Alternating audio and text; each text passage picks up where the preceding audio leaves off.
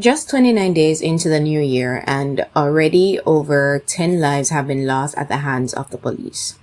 Last year, 40% of police killings occurred during planned operations, and yet most of these cases remain unresolved, silent, forgotten, and swept under the rug. Over 1,400 body cameras were issued in the 2023 fiscal year. Yet, in 50 planned police operations, not a single camera was activated during the incidents. Just once after the shooting was actually over. So why is it that authority figures in Jamaica, from our government leaders to the JCF, continue to erode the trust of the very people they are meant to serve? We don't deserve this. Our lives, our rights, and our dignity matters. It's time for us, the people, to act. But before we do, we must arm ourselves with knowledge, know the law, know our rights, and hold them accountable. Let's break this down and tackle the truth head on. Welcome back to Real Talk.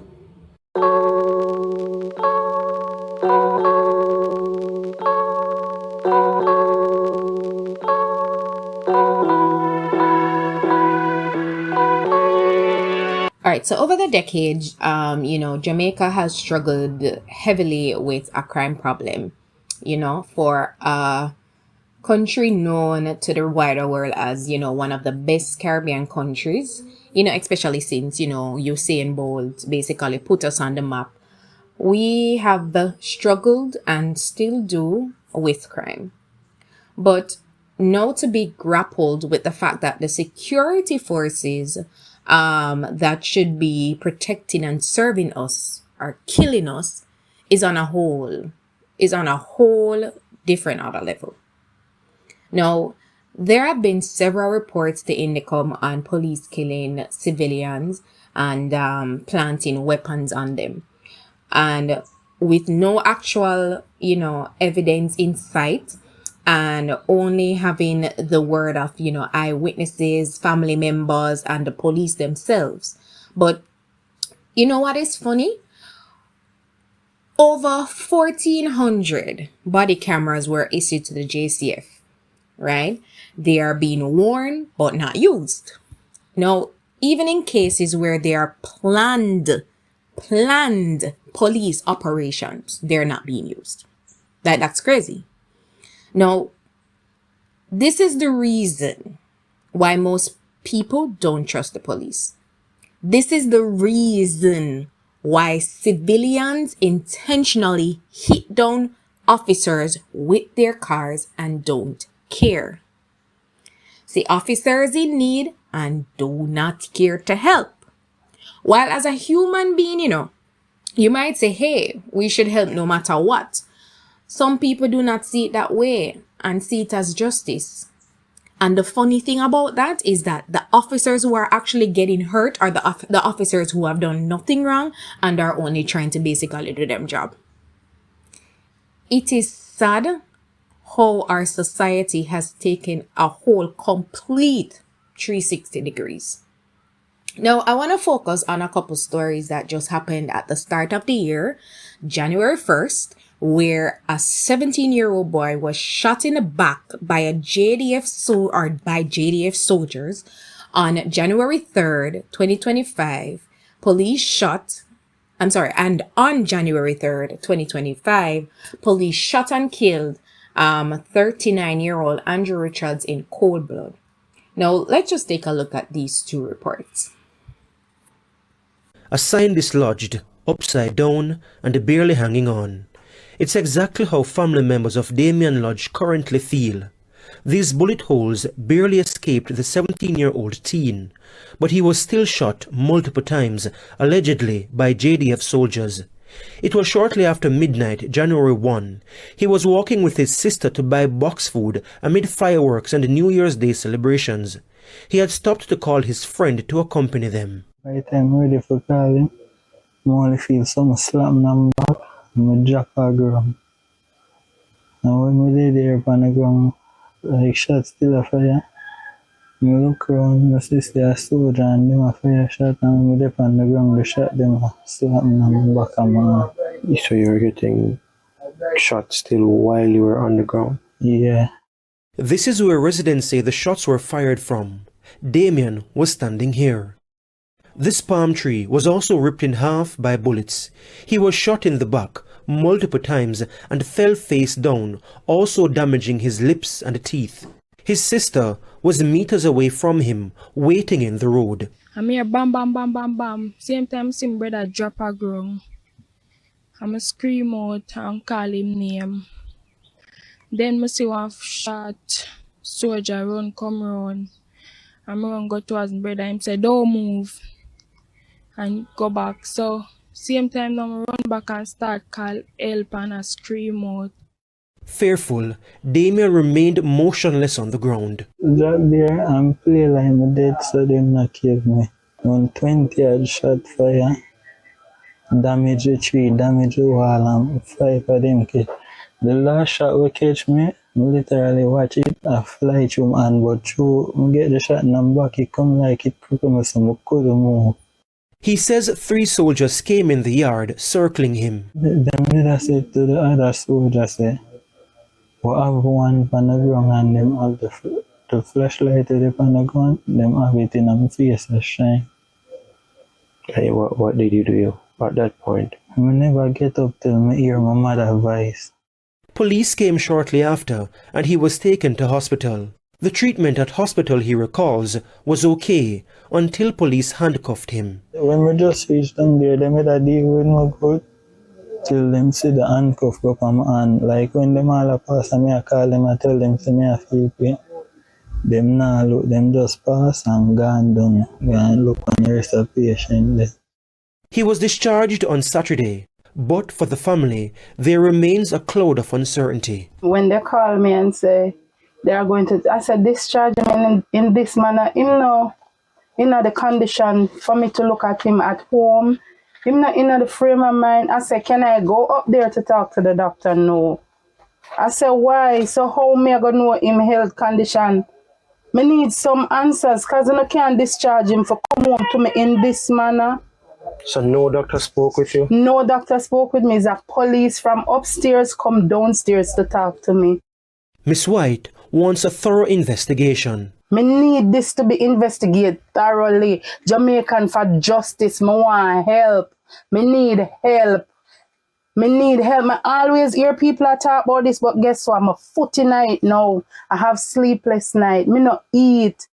The Independent Commission of Investigations is probing the shooting. Hugh Faulkner is commissioner. Law enforcement officers report that while on patrol in the Grand Spin Road area, they responded to what appeared to be the sound of gunshots. And approaching the Oddman Lane area, a confrontation reportedly took place with armed men. After the shooting subsided, one male was found suffering from what appeared to be gunshot wounds. Being a minor, Indicom has also advised the Office of the Children's Advocate of the incident. Mr. Faulkner is urging witnesses to report to Indicom's office at 1 Dumfries Road, New Kingston. Damien is now on what is called pre-charge bail. Miss White says police told her It's allegedly shooting with intent. They don't find a gun on him nor anything. the teen denies being involved in a shootout. His sister says he's not a troublemaker, but a jovial teen who loves dancing. So let me break this down for you. Let me break this down. Now, a 17-year-old boy was shot several times in the back, allegedly by law enforcement. Now, let's just pause and really process that for a moment. Like, did we just listen to that video and everything that it said? If you didn't, just go back and listen to that video, right? Like, let's just truly process this. No, this boy was shot several times in the back. And here's the kicker. Yet again, no body camera were in use. No body cameras, no recording of anything that happened. Surprise. So basically, now we're left with the word of this young man, his family, versus the word of the very people who pulled the trigger. So here's what the boy says happened. He was on his way to buy box food with his sister. He stops to make a phone call, and out of nowhere, he's shot in the back. That's it. That's it. So let's run with a little scenario here. I like to run conspiracy theories here and see how, things turn out. But let's run with a little scenario here because I need to understand the thought process behind this. So let's say hypothetically that the police or the soldiers were chasing someone, right? An actual assailant. And when you're running around corners, and at one point they lost sight of this person for a moment, right? Now, imagine they see someone who might match the description of the assailant that they're chasing, right? And let's say that this 17-year-old boy looks like the assailant. Now, imagine this 17-year-old boy sees a group of soldiers or police running toward him, armed, looking intimidating, chaotic, Anybody's or his natural reaction or instinct was probably just to run. And I mean, anybody probably would, right? Because let's be clear, even innocent people is going to run when faced with, law enforcement in Jamaica. Now, let's stop for a second. Let's just stop there for a second. If law enforcement saw this boy running, did they confirm he was armed? Did they confirm he was a threat? Right? Did he did he shoot at them? What was the reason for shooting him 5 times in the back? Or was it just a case of shoot now and figure out later? Let me even ask this. Even if, and that's a big if, even if he was the person they were chasing, do we just automatically shoot to kill? Are we really at a point where the first option is to open fire? Really? This is where we are? So just to fast forward, right? Now, this boy is rushed, is after he's shot 5 times, police are over him now. No weapon is found on this young man. He's rushed to the hospital, treated for his gunshot wounds, and then he's handcuffed to the bed. Let me repeat this. This 17-year-old was handcuffed to a hospital bed. Also, his mother wasn't allowed to see him. His mother was barred from seeing him. And we're supposed to believe that this is how we treat children. This is how we're supposed to believe that this is how we treat children. And you know what? It doesn't even stop there because the mother could not even speak to the doctor about her son's conditions. The boy was discharged and sent home. Just like that. Just like that. Police are going to tell me about my pitney while lay down on bed with a 5 shots in them back. Police are going to come talk to me. Police are doctor. Police are doctor come tell me about my pitney. Like seriously, like this is really agitating me. Like, really? Now let's just connect the dots. If this boy was really a threat, if he was really the person they were looking for, why them release him? Why did they release him? Why did they not charge him? The fact that he was discharged from the hospital and sent home clearly shows that they realized they got the wrong person. So why is no one being held accountable? Like, this is serious? I mean, an investigation is going to happen, yes or no, but to be honest, this is plain sight of what happened. Really, you don't need an investigation to prove what happened. This isn't a case of maybe it was someone else. This was law enforcement. So what are we waiting for? Why hasn't someone been held accountable? It is always the same story over and over again. Shoot, deny, deflect. Shoot, deny, deflect. And then we leave families broken and traumatized and angry.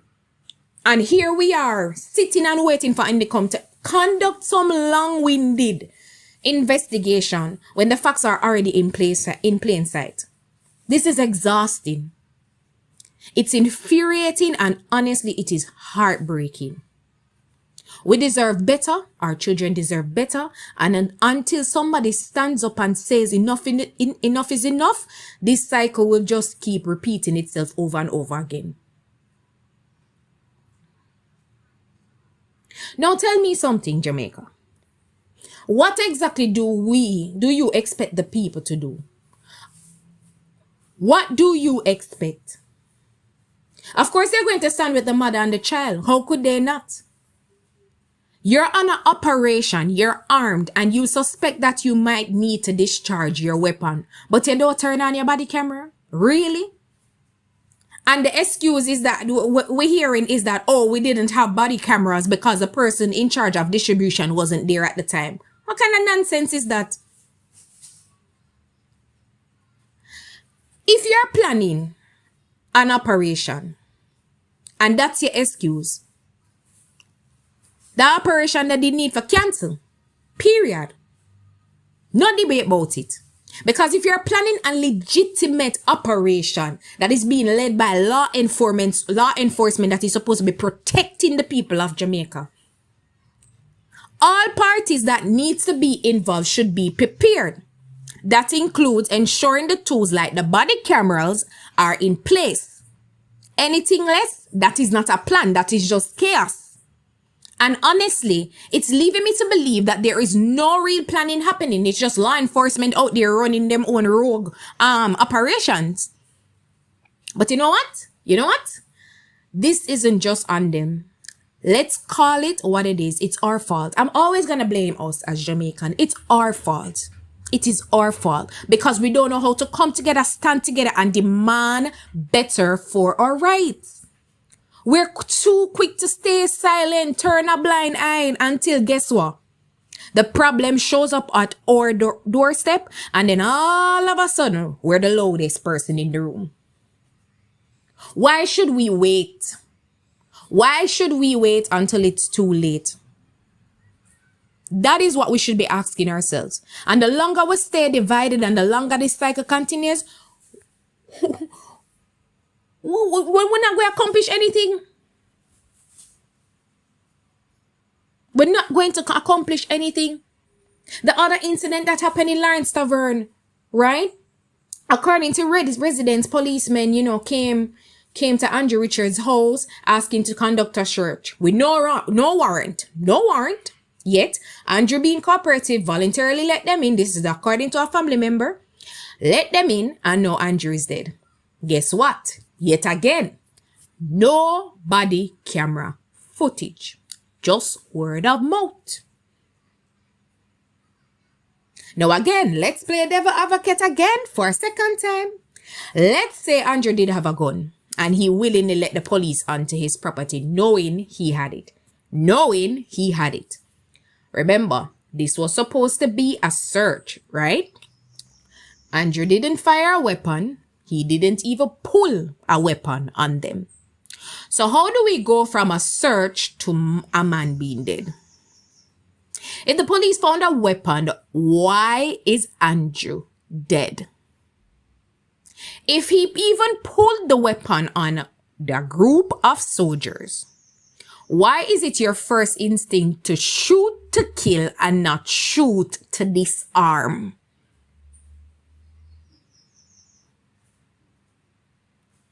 To be honest, I believe Andrew should have told them to go get a warrant. Should have let them in. Should tell them to go for a warrant. But let's be real here. How many Jamaicans know their rights? How many of us really know our rights? And even if we do, how many of us feel empowered to stand up to law enforcement? You see, this is why I keep saying we need to arm ourselves, not just with cameras and protections, but with knowledge. Because trust me, if this was my child or worse, my only child, best believe I would have gone rogue. Now, let's just break down what needs to happen and how we as Jamaicans can protect ourselves. First, every law enforcement officer or JDF soldier going on an operation must wear a body camera. Period. No exceptions. None. If that body camera isn't engaged from the start of the operation, those officers should face prosecution. And I'm talking like 10 years in prison. End of story. Period. Because that's the only way we're going to protect ourselves. That's the only way we're going to keep them accountable for their actions. To just simply press a button on a camera so that you can record your operation to protect yourselves and protect the people of Jamaica. Second, people of Jamaica, arm yourselves. Not talking about weapons, but with cameras. Get nanny cams in your house. Hidden cameras, outdoor cameras, whatever you can. Some of you might say, no, can't do that because I won't leave and the area leaders won't allow that, blah, blah, blah. But hear me out. You have to decide what's best for you and your family. If you choose not to protect yourself, don't come on TV crying murder when tragedy strike. And one of the things that I really believe that should be put in law, like should be written in law for security, is that every motor vehicle in Jamaica, or every motor vehicle that is licensed to operate on Jamaican's road, should be required by law to have censored dash cams.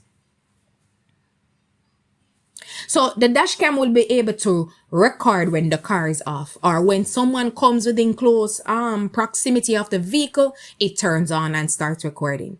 This can protect you from basically rogue traffic stops, capture murders, robberies, and all manner of crime. Protect yourself. If we don't take control of this situation, we're heading down a path we don't want to go down. Look at Haiti, look at Venezuela, poverty, no jobs, family unable to eat, people seeking asylum. Is that what we want for Jamaica? Wake up, people. The government isn't doing it for us, so we need to do it for ourselves. It is time to take back our country from corrupt politicians, because the root of this problem is coming from the top. It is coming from the top, and we need to do something about it. All right, people, that is the end of the show. Remember, we're on the road to 1,000 subscribers, and we need your support to build this community so our voices can truly be heard. Going forward, I will also be incorporating more topics into each show, because there's just so much to talk about, and one topic per video isn't really cutting it anymore. So let me know what you guys think about that in the comments. Thanks so much again for tuning in. I'll see you guys in the next episode. Let's keep the conversation going. Stay safe, Jamaica.